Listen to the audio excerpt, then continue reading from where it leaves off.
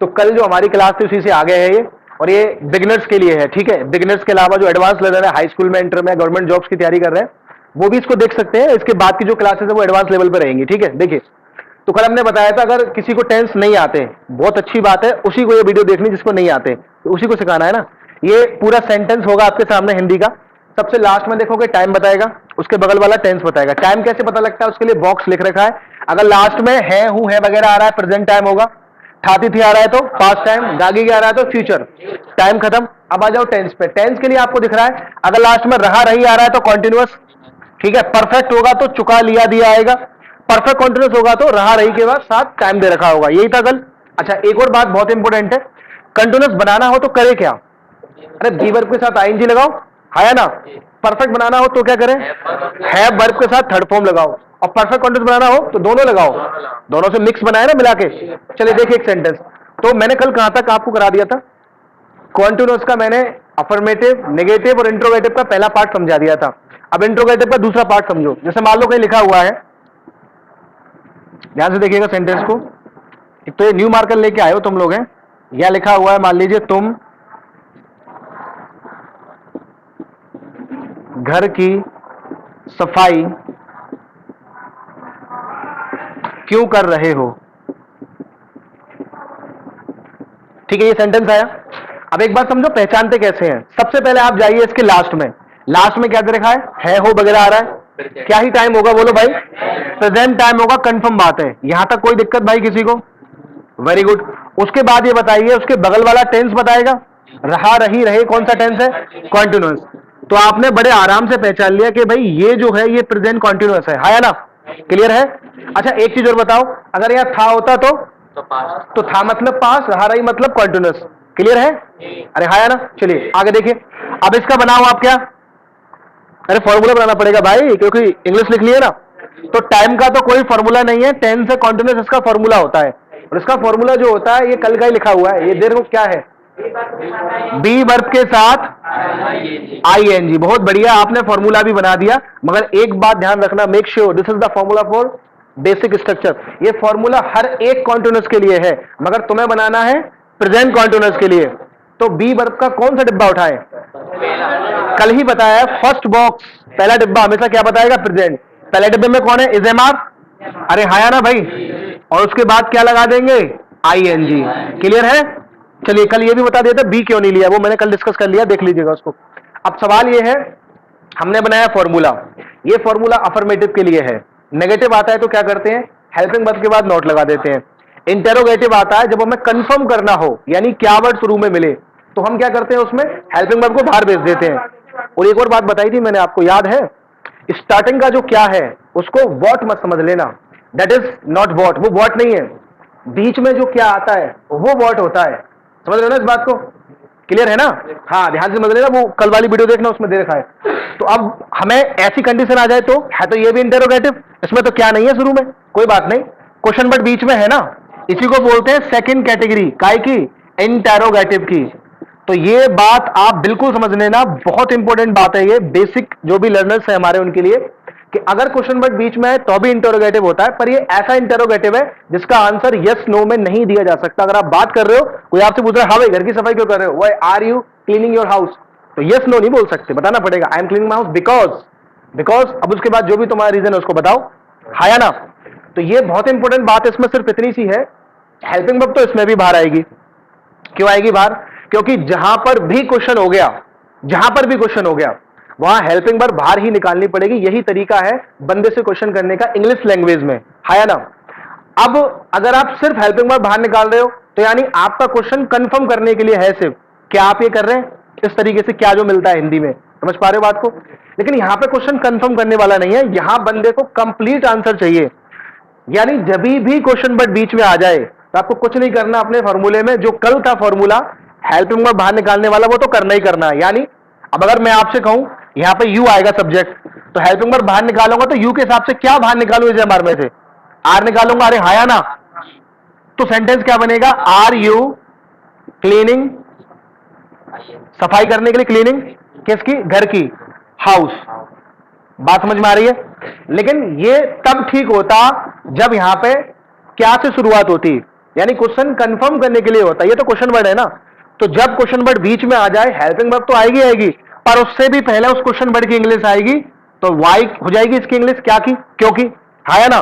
तो ये ध्यान रखना, कभी भी क्वेश्चन वर्ड बीच में आ जाए कुछ नहीं करना, हेल्पिंग वर्ब तो बाहर निकालनी है, वो तो उसमें भी निकालनी थी, कल वाला जो बताया था मैंने, उसमें किसमें, जिसमें क्या वर्ड शुरू में आए, जिसमें कंफर्म करें, इसमें भी निकालने। फिर फर्क क्या है इसमें, फर्क ये है सबसे पहले क्वेश्चन वर्ड और उसके बाद जैसा कल बनाया था वही तरीका है, आया ना, क्लियर है, अरे समझ जाओगे ना। चलिए अगला पॉइंट देखिए इसमें। अब जी आर यहाँ पे हेल्पिंग वर्ब है, आर बता रहा है कि जो काम चल रहा है भाई साहब ये प्रेजेंट में चल रहा है ना, क्योंकि हेल्पिंग वर्ब का सबसे इंपोर्टेंट काम होता है टू एक्सप्रेस टाइम, टाइम बताना, ठीक है। अब देखो आगे अगला पॉइंट देखो, इस तरह से आप मतलब हिंदी की इंग्लिश बना सकते हो। अब मैं रैंडमली कोई भी सेंटेंस उठाऊंगा हिंदी का और उसको हम देखेंगे अपने फॉर्मूले से, अपनी ट्रिक से जो हमने बनाई है कैसे इंग्लिश बना सकते हैं। जैसे एक फ्यूचर का उठाते हैं, प्रेजेंट का होगा कंटिन्यूअस, पास्ट में सिंपल है, यहाँ पे था मिल जाएगा तो पास्ट का हो जाएगा, फॉर्मूला बना देंगे। उसमें क्या करेंगे, अरे पास्ट होगा तो बी वर्ब का दूसरा डिब्बा उड़ जाएगा, बाद वर्ब हो जाएगा। लेकिन आपके सामने ऐसे आया सेंटेंस, मान लीजिए ये वह रो रहा होगा, ठीक है भाई। अब आपके सामने सेंटेंस आ गया वह रो रहा होगा, ये आ रहा है ना इसमें कितना। तो अब सिंपल सी बात है, अब किसी को टेंस नहीं आते कोई बात नहीं, लास्ट में जाओ, गागी गे मतलब कौन सा टाइम है, फ्यूचर, ठीक है भाई। अच्छा उसके बगल वाला होगा टेंस, रहा रही मतलब कौन सा टेंस है, कॉन्टिन्यूअस। यहां तक की बात में कोई प्रॉब्लम भाई, हाँ या ना, कोई दिक्कत है नहीं है। अब क्या बनाना पड़ेगा इसका, क्या बनाएंगे, फॉर्मूला बनाएंगे। तो फॉर्मूला बनाएंगे तो ये तो टाइम है ना, इसका तो कोई फॉर्मूला नहीं है। कॉन्टिन्यूअस क्या है, टेंस, इसका फॉर्मूला क्या है, अभी भी समझाया आपने, क्या है बताओ भाई, बी वर्ब के साथ आईएनजी। अब आपसे मेरा एक क्वेश्चन है दोस्त, ये फ्यूचर टाइम पे है फॉर्मूला, है या ना। तो अब ये बताओ डब्बा कौन सा उठाए, बी वर्ब का, अब फंस गए, कंफ्यूजन है, सॉल्यूशन कुछ पता नहीं है। देखो दोस्त एक बात आप बहुत ध्यान से समझना, सुनिए, लिसन टू मी केयरफुली। ये जो भी पॉइंट है आपका, जब भी फ्यूचर टाइम आए, तो मैंने आज तक आपको नहीं बोला कि कोई डिब्बा फ्यूचर होता है, मैं दो तीन बातें बोली। मैंने बोला फर्स्ट डिब्बा बताएगा प्रेजेंट, सेकंड डिब्बा पास्ट, ये थोड़ी का थर्ड डिब्बा फ्यूचर बताएगा। हमने थर्ड डिब्बे के बारे में, किसी भी वर्ब की थर्ड फॉर्म के बारे में बोला, या तो वो ये बताएगी कि सेंटेंस एक्टिव है कि पैसिव है, या फिर ये बताएगी कि वर्क इज कंप्लीट, काम हो गया है, दो तीन बातें बताती है। चौथा डिब्बा क्या बताता है, काम चल रहा है, आईएनजी लगी हुई ना उसमें, तो फ्यूचर तो नहीं बताता ना। तो इसीलिए मजबूरन, असल में जब यहां पर जब इंग्लिश बनना स्टार्ट हुई थी, थोड़ी हिस्ट्री आप पढ़ोगे ना इंग्लिश की, तो आपको समझ में आएगा फ्यूचर नाम का कोई टेंस नहीं होता इंग्लिश में असल में, क्योंकि आप प्रेजेंट से ही फ्यूचर बोल सकते हो। जैसे मैं आपको बोल रहा हूं खड़े हो जाइए, स्टैंड अप, तो अब बंदा खड़ा हुआ, अब इसको टेक्निकली समझो, मेरे बोलने के बाद खड़ा हुआ ना, तो मैंने प्रेजेंट से ही तो बोला फ्यूचर। जैसे मैंने बोला बारिश होने वाली है, अभी हुई तो नहीं है, तो सेंटेंस बोलते हैं it is about to rain, present से बोल रहे हैं फ्यूचर को। तो ऐसी कई जगह है जहां प्रेजेंट से फ्यूचर बोला जा सकता है, क्यों, क्योंकि जरूरी नहीं है फ्यूचर को तुम विल से ही बोलो, अरे हाँ या ना। लेकिन अब हम तो हैं इंडियंस, हमारा तो भविष्य काल है तीसरा हिंदी में, वर्तमान, भविष्य और भूत, पता नहीं क्या क्या है, तो उस हिसाब से हमें यहां भी तीन चाहिए, प्रेजेंट, पास्ट, फ्यूचर, काल, ठीक है। अब समझने की बात यह है, फ्यूचर कभी भी आ जाए सबसे पहले आपको लगानी है मुडाल, क्योंकि 13 मुडाल होती हैं, will, would, can, could, shall, should, may, might, need, dare, used to, ought to, must. इसके अंदर अगर मैं यूज्ड टू को हटा दूं तो सारी की सारी मुडाइल जनरली फ्यूचर की ही बात करती हैं, कभी कभी पास्ट की भी करते हैं, किसी स्पेशल कंडीशन होती है, पर नॉर्मली बात कर रहा हूं मैं, फ्यूचर बताती है हर एक मुडाल यूज्ड टू को छोड़ के, ठीक है भाई। तो फिर कौन सी लगाऊं, कोई सी लगा लो, लेकिन विल ज्यादा बेटर है लगाना। क्यों, बोलो भाई क्यों ज्यादा बेटर है विल, क्योंकि कई एक मुडाल ऐसी है उसमें पॉसिबिलिटी आ जाती है, मे वगैरह में बता दी तो फ्यूचर है, पर वो पॉसिबिलिटी में चला जाएगा। कई एक ऐसी है जिसमें आप परफॉर्मेंस की बात करोगे, अपनी कैपेसिटी की बात करोगे, कैन वगैरह, तो सबसे बेटर है विल लगाएं। ये ना तो आपकी पॉसिबिलिटी बताएगा, ना आपकी परफॉर्मेंस की बात करेगा, आपकी कैपेसिटी की कि आप कर सकते हो कि नहीं कर सकते, ये सिंपल टाइम की बात करेगा कि भाई इस टाइम पे काम होना है, ठीक है। तो विल लगाने के मतलब मजबूरी क्या है समझ रहे हो। इससे पहले क्या था, इजएमआर काम कर रहा था प्रेजेंट का पहला डिब्बा, अब कोई डिब्बा ही नहीं है ऐसा तो फ्यूचर बताए, तो विल लगाना पड़ेगा, विल लगा दिया तो ये तो फ्यूचर का काम हुआ। कंटिन्यूअस तो अभी भी नहीं बना, तो कंटिन्यूअस बनाने के लिए बी वर्ब का अब कौन सा डिब्बा उठाए बताओ भाई, कुछ कह रहे हैं पहला, दूसरा, देखो अब इसमें समझ लो, कंफ्यूज नहीं होना है। मुडाल आ गई ना, और हमने पहले ही दिन सबसे first day, the very first day I taught you, मैंने आपको एक चीज बताई थी कि मोडाल के बाद हमेशा फर्स्ट फॉर्म आएगी। मैंने 3-4 चीजें बताई थी पहले वीडियो में। पहला, बी वर्ब के बाद 4 चीज आ सकती है। कौन कौन सी? थर्ड फॉर्म, आईएनजी, नाउन या एडजेक्टिव। आईएनजी होगी तो कॉन्टिन्यूअस, थर्ड फॉर्म होगी तो पैसिव, नाउन एडजेक्टिव पे इंडेफिनिट हो जाता है। हैव वर्ब के साथ 2 चीज आ सकती है, थर्ड फॉर्म या नाउन। थर्ड फॉर्म होगी हैव वर्ब के साथ तो परफेक्ट, नाउन होगा तो इंडेफिनिट, बताया था। और उसी में एक चीज थी तीसरे नंबर पे, क्या? मोडाल वर्ब अगर है कोई भी तो उसके साथ क्या आती है? First form. तो ये क्या है? मोडाल ही है, तो बी वर्ब का फर्स्ट फॉर्म यानी पहला डिब्बा ही आएगा। अब उसमें सवाल ये है, पहले डिब्बे में से क्या, इज एम आर या बी? सब कुछ बी है। पहले डिब्बे में से इज एम आर लगाऊं या बी लगाऊं? इज एम आर क्यों नहीं? वो भी तो पहले डिब्बे में है। देखो समझो, मोडाल के बाद मैं कह रहा हूं बी वर्ब लगाएंगे, लेकिन बी वर्ब का पहला डिब्बा आएगा फर्स्ट फॉर्म, क्योंकि मोडाल के बाद फर्स्ट फॉर्म आती है। तो मैंने लगा दिया बी, और उसके बाद क्या लगेगी? आईएनजी। ये बन गया फॉर्मूला फ्यूचर कॉन्टिन्यूअस का। लेकिन सवाल अभी भी है, बी ही क्यों लगाया? अरे फर्स्ट फॉर्म में तो एजएमआर भी है, उससे क्या दुश्मनी है? बताइए, समझ में आ रही बात? हाँ, देखो प्रॉब्लम ये है, जो ये बोल रहे हैं बिल्कुल सही बोल रहे हैं। अगर एक तो पहले से टाइम बता रहा है विल, और तुम यहां पे एजएमआर लगा दोगे तो वो प्रेजेंट बताता है, तो फ्यूचर प्रेजेंट 2 टाइम कैसे बता सकते हैं एक टेंस के अंदर? अरे हाँ या ना? प्रॉब्लम समझ में आ रही है? बी की खासियत क्या है? बी कोई टाइम ही नहीं बताता। बी वर्ब तो है लेकिन टाइम ही नहीं बताता, तो टाइम इसने बता दिया। ये बी वर्ब पर काम कर रहा है, ये आईएनजी है, तो ये फ्यूचर। और बी के साथ आईएनजी क्या होता है? कॉन्टिन्यूअस। क्या बन गया? Future continuous. और इसमें कोई दिक्कत नहीं है, कैसा भी सब्जेक्ट हो सबके साथ विल ही चलता है। अब देखिए आप यहाँ पे, वह रो रहा होगा, इसकी इंग्लिश अगर हम बनाएंगे तो सबसे पहले वह की इंग्लिश ही, और उसके बाद विल वी, और उसके बाद रोने की क्राइंग। बात समझ में आ रही है भाई? अरे हाँ या ना? अब इसको चेक करें हम कि हमने जो ये लिखा है बस ऐसे ही हवाबाजी है कि सही बात है। चेक करते हैं। देखो मुडाल है ये, पहले ही दिन मैंने बताया मुडाल के साथ फर्स्ट फॉर्म आ सकती है। बी तो फर्स्ट फॉर्म है ना, बिल्कुल ठीक है। और बी वर्ब के बाद आईएनजी आ सकती है, बिल्कुल ठीक है। तो विल यानी फ्यूचर, ध्यान से देखो भाई, विल यानी फ्यूचर, और बी वर्ब के साथ आईएनजी का मतलब क्या होगा दोस्त? कॉन्टिन्यूअस। तो क्या हो गया? हैंस प्रूफ, मतलब सिद्ध हो गया ना, प्रूव हो गया ना, हमारी बात बिल्कुल ठीक है। तो यहां तक की बात में कोई दिक्कत? अब इसके बाद और सेंटेंस देखते हैं, इसी ट्रिक से हम कैसे करें। तो देखो और भी सेंटेंस मिल सकते हैं। जैसे मान लो आपको एक सेंटेंस मिला मेरे भाई, ध्यान से देखना, इसे यहां लिख रहा है कि तुम अपना काम पूरा कर चुके होंगे। ध्यान से देखना, अब ये सेंटेंस किसी के सामने आया और उस बच्चे को टेंस नहीं आते, हम भी कह रहे हैं नहीं आने चाहिए तुम्हें टेंस। ऐसे टेंस सीख के फायदा क्या? हिंदी से इंग्लिश सीखो, वो आगे लाइफ में काम नहीं आए। क्योंकि एक बहुत छोटी सी बात है, एक चीज समझना ध्यान से, जैसे प्रेजेंट इंडेफिनिट है, अब बच्चा उसकी पहचान पड़ता है ताहे तिहे ते हैं, एक पहचान उसने बना दी हिंदी के हिसाब से। अब एक बंदा रहता है केरला में, उसने भी पची कुछ ना कुछ वड़क्कम वगैरह पता नहीं क्या होता है उसमें लैंग्वेज, ठीक है। तो हमारे देश में कई भाषाएं हैं, 22 हैं जो रजिस्टर्ड है। अब एक ही टेंस की ऐसे तो 22 पहचान हो गई, ऐसा तो हो नहीं सकता। बात समझ रहे हो ना? तो ये है दिक्कत। यानी बंदा यूपी का है, वो पढ़ रहा है ताहे तिहे हैं, केरला का ऐसे पढ़ लिया उसने अपनी भाषा, वो कुछ और बना देगा पहचान। तो इसीलिए हिंदी टू इंग्लिश या अपनी जो आपकी मदर लैंग्वेज है उससे नहीं जोड़ना चाहिए इंग्लिश को। इंग्लिश डिफरेंट लैंग्वेज है, तो इंग्लिश को इंग्लिश में ही सीखना चाहिए, तभी सीख पाओगे। चलिए, लेकिन ये रिवीजन के लिए, डिमोटिवेट मत हो जाना भाई, ये मतलब बिगनर्स के लिए है, ठीक है।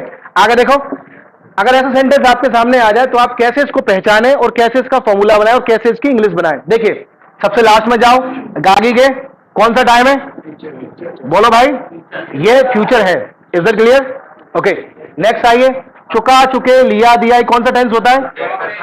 परफेक्ट। और ये मैंने आपको बता दिया, सबसे लास्ट वाला टाइम बताएगा, उसके बगल वाला टेंस बताएगा। अब आप एक चीज बहुत ध्यान से समझिए, सभी लोग पहचान तो कर ली भाई, आप फॉर्मूला भी बना लो। चलो, ये तो टाइम है, टाइम का कोई फॉर्मूला नहीं है, टेंस है परफेक्ट। परफेक्ट का फॉर्मूला क्या होता है बोलो भाई? ये देखो, हैव वर्ब के साथ, हैड नहीं हैव वर्ब के साथ कौन सी फॉर्म? तीसरी। लेकिन ये तो बेसिक फॉर्मूला है ना, ये तो किसी भी परफेक्ट का है, हम कह रहे हैं फ्यूचर परफेक्ट का। तो फ्यूचर परफेक्ट के लिए फिर से आप बताओ कौन सा डिब्बा उठाए हैव वर्ब का? अरे हैव वर्ब की first form has have, second form had, third form had, ING form having. डिब्बा कौन सा उठाए? बात वही आ गई घूम फिर के कि भाई फ्यूचर का तो कोई डिब्बा ही नहीं है। प्रेजेंट बताएगा पहला डिब्बा, पास्ट बताएगा दूसरा। तो फ्यूचर के लिए फिर से क्या लगाना पड़ेगा? विल लगाना पड़ेगा, ये आप समझ लो। अभी बताया इससे पहले, थोड़ी देर पहले। अच्छा, आप समझने वाली बात क्या है, विल तो लगा लिया, परफेक्ट बनाना है। परफेक्ट के लिए हैव वर्ब लेनी पड़ेगी, थर्ड फॉर्म लगानी पड़ेगी। अब सवाल ये है यहाँ पे, हैव वर्ब तो हम लेंगे, बिल्कुल ठीक बात है, कोई प्रॉब्लम नहीं है, पर कौन सी लें? वही जवाब है 2 सेकंड पहले दिया है। मोडाल के साथ फर्स्ट फॉर्म आती है, फर्स्ट फॉर्म में हैज भी है और हैव भी है या ना? अरे मोडाल के साथ फर्स्ट फॉर्म आती है ना, तो हैव वर्ब का पहला डिब्बा लेना पड़ेगा आपको विल के साथ। अब सवाल ये हैज ले के हैव ले? हैव ही आएगा, हैज नहीं आ सकता। क्यों नहीं आ सकता? क्योंकि मैंने इससे पिछली वीडियो में आपको बताया था कि हैव में अगर एस या ईएस लगता है, ध्यान से सुन लो, तो क्या बनता है? हैज बनता है। और मोडाल के बाद एस या ईएस वाली फॉर्म नहीं आती भाई, फर्स्ट फॉर्म आती है, फर्स्ट यही है, ठीक है। और इसके बाद क्या आ जाएगी? Third form. ये लो भाई, आपने फॉर्मूला भी बना दिया, अब इंग्लिश भी बना दो, किस बात की देरी है? देखिए इंग्लिश क्या होगी, तुम अपना काम पूरा कर चुके होंगे, पहले सब्जेक्ट यू, ठीक है भाई, उसके बाद विल हैव, अरे हाया ना, उसके बाद पूरा करने की कंप्लीटेड या फिनिश्ड, और अपना काम यानी योर वर्क, अरे हाया ना। अच्छा, इसमें एक बात बहुत समझने वाली है, अपना की जो इंग्लिश है ना वो सब्जेक्ट पे डिपेंड करती है। यू है तो योर आएगी, आई है तो माई आएगी, शी है तो हर आएगी, ही है तो इज आएगी, ठीक है, क्लियर है ना? अब इसमें एक पॉइंट है जो समझने वाला है, अगर ये सेंटेंस नेगेटिव होता, अगर होता सपोज ये ऐसे होता, तुम अपना काम पूरा नहीं कर चुके होंगे, नेगेटिव सेंटेंस होता, ऐसे ही पहचानते, सब कुछ ऐसे ही करते, नोट कहां लगाते ये बताओ? क्योंकि ज्यादातर बच्चे पढ़ते हैं कि फ्यूचर परफेक्ट की हेल्पिंग वर्ब विल हैव है, और आप सबने पढ़ा है कि नेगेटिव बनाएंगे तो नॉट हेल्पिंग वर्ब के बाद आएगा, तो वो यहां ठोक देते हैं हैव के बाद। ऐसा मत करना, क्योंकि ये थ्योरी गलत है। विल हैव की ये पूरा जो टेंस है इसकी हेल्पिंग वर्ब विल हैव नहीं है, सिर्फ विल है। क्यों? वजह बताओ, कल ही बताया मैंने आपको। हेल्पिंग वर्ब वो होती है जो आपको टाइम बताती है, और इस पूरे सेंटेंस में ये फ्यूचर का ही सिर्फ विल बता रहा है, तो इसीलिए हेल्पिंग वर्ब सिर्फ क्या होगी भाई? तो नॉट भी किस में आएगा? विल में आएगा, नहीं आएगा? कैसे बनेगा बताओ? वो सेंटेंस कैसे बनेगा? हाँ, you will not have completed your work. अच्छा, यही अगर इंटेरोगेटिव होता, ऐसे होता, क्या तुम अपना काम कर चुके हो? कुछ मत करो, विल को बाहर भेजो, विल बाहर निकल के आ जाएगी, यहाँ पे सेंटेंस बनेगा will you have completed your work. समझ रहे हो? अच्छा, यही सेंटेंस ऐसे होता कि तुम अपना काम कब, तुम अपना काम पूरा कब कर चुके होंगे, तो ये भी इंटेरोगेटिव है, बीच में आ गया। सबसे पहले कब की इंग्लिश क्या? when, और उसके बाद will, हेल्पिंग में तो बाहर निकालनी है भाई, when will you have completed your work, कब, कब मतलब when। समझ में आ रही है बात? इंटेरोगेटिव होगा, हेल्पिंग वर्ब बाहर आएगी, लेकिन कौन सा इंटेरोगेटिव है? अगर सवाल नहीं कर रहा है, कंफर्म कर रहा है, तो क्या से शुरू करेगा? तो बस हेल्पिंग वर्ब को बाहर भेजो। अगर ऐसा इंटेरोगेटिव कंप्लीट क्वेश्चन पूछ रहा है कि भाई क्यों कर चुके होंगे, कब कर चुके होंगे, कैसे कर चुके होंगे, तो पहले वो क्वेश्चन वर्ब, फिर हेल्पिंग वर्ब, फिर बाकी की चीजें। अरे हाया ना, अलग से फॉर्मूले नहीं बनाने इसके, एक ही बनाना होता है, एक ही बार, ठीक है? समझ लोगे इस बात को? ठीक है। अब एक लास्ट पॉइंट और देख लो, फिर इसे खत्म। देखिए एक सेंटेंस देखो ध्यान से, यहां पे लिखा हुआ है, मान लीजिए वह 2 वर्षों से, वर्ष समझते हो? वर्ष, हाँ, 2 साल से लिख दें, चलिए ये तो समझते ही होंगे। वह 2 साल से पढ़ाई कर रहा था। अब इसको बहुत ध्यान समझना, था या है जो भी है, कोई दिक्कत नहीं, कैसा भी सेंटेंस हो। अब यहां पे आप एक बात समझे, ये सेंटेंस आ गया आपके सामने, ठीक है। सबसे लास्ट में जाओ, है मतलब, बोलो भाई, पास्ट, वाह, है मतलब प्रेजेंट। चलिए अब टेंस पे आ जाओ, रहा रही मतलब कॉन्टिन्यूस होता है, आपकी बात ठीक है, लेकिन रहा रही के साथ टाइम आ जाए, कब से चल रहा है? 2 साल से, 3 साल से, सुबह से, 10 साल से, रहा रही के साथ टाइम तो परफेक्ट कॉन्टिन्यूस। इस बात को भूलिएगा मत भाई, यहां तक की बात में कोई दिक्कत, पहचानने में कोई प्रॉब्लम भाई किसी को? क्लियर? अच्छा, अब इसका फॉर्मूला बताओ कैसे बनेगा। देखिए सभी लोग समझो ध्यान से, ये टेंस है, टाइम टाइम, टेंस मत समझना इसको, यहां पे इसका कोई फॉर्मूला नहीं होगा, प्रेजेंट का कोई फॉर्मूला नहीं है, फॉर्मूला है परफेक्ट कॉन्टिन्यूस का। अब क्वेश्चन है आपसे, क्या है फॉर्मूला बताओ? अरे जो फॉर्मूला परफेक्ट का है और जो फॉर्मूला कॉन्टिन्यूस का है उसे कर दो मिक्स। जैसे आप बताओ परफेक्ट का क्या होता है? वर्ब के साथ कौन आती है? ये परफेक्ट का है, ठीक है। अच्छा, कॉन्टिन्यूस का क्या होता है? बी वर्ब के साथ, क्लियर है? अब मैंने दोनों को मिक्स कर दिया तो परफेक्ट कॉन्टिन्यूस बन गया। But this is the basic formula for every perfect continuous, ये बेसिक फॉर्मूला है हर परफेक्ट कॉन्टिन्यूस के लिए। पर हमें कौन सा चाहिए? अरे प्रेजेंट का चाहिए भाई, तो बनाओ। देखो प्रेजेंट टाइम पे अगर मैं हैव वर्ब उठाऊंगा तो पहला डिब्बा उठाऊंगा, यानी क्या उठाऊंगा? हैज या हैव, या तो हैज या हैव, इसमें से कोई एक उठाऊंगा, हाँ या ना? बोलो भाई, सब्जेक्ट के हिसाब से। ठीक है, अगर सब्जेक्ट हमारा कैसा है, सिंगुलर, ही शीट, किसी का नाम, तो हैज लगा देंगे, आई यू वी दे, ये है तो क्या लगा देंगे, हैव लगा देंगे। ठीक है, तो एक बात बहुत ध्यान समझ के चलना सभी लोग, हैव वर्ब आ गई। ठीक है, उसके बाद यहां पे क्या चाहिए, थर्ड फॉर्म, थर्ड फॉर्म चाहिए। तो हैव वर्ब ये कह रही है कि यहां पे आपको लाके देनी है थर्ड फॉर्म, और लास्ट में तो आईएनजी आएगी आएगी, और आईएनजी ये कह रही है कि इससे पहले आपको लाके क्या देनी है, बी वर्ब। बात समझ में आ रही है भाई?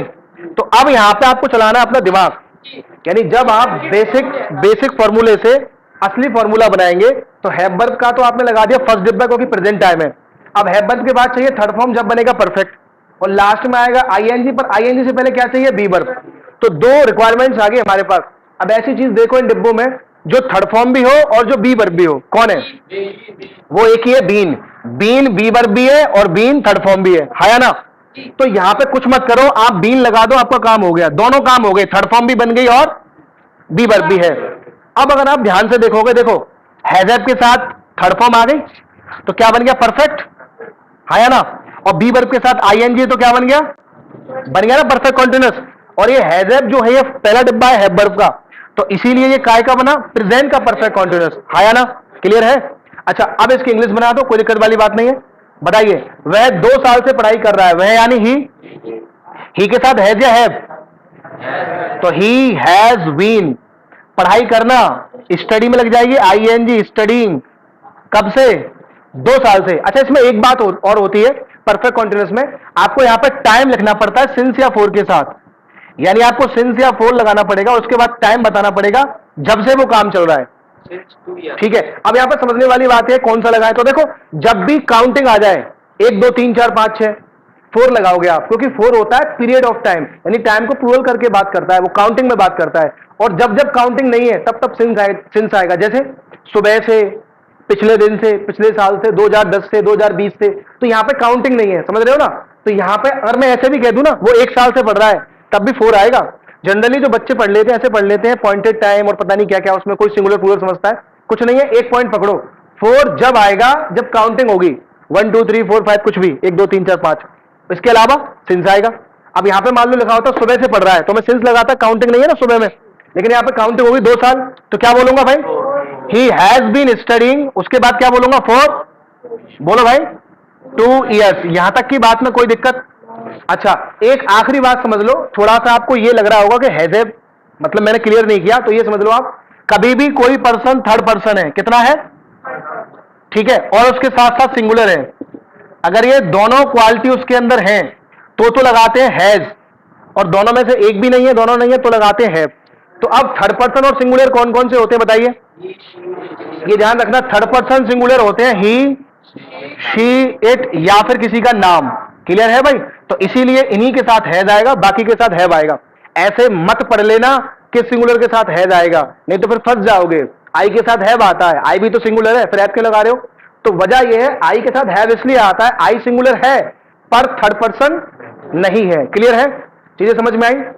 हमारा बेसिक था, कल से हम बेसिक से ऊपर आएंगे और एडवांस चीजों पे आएंगे। एडवांस का मतलब है 10th, first year, inter and above. Above का मतलब उसमें कॉम्पिटिशन की चीजें आ जाएंगी सारी। ठीक है, यहां तक क्लियर है? Signing of.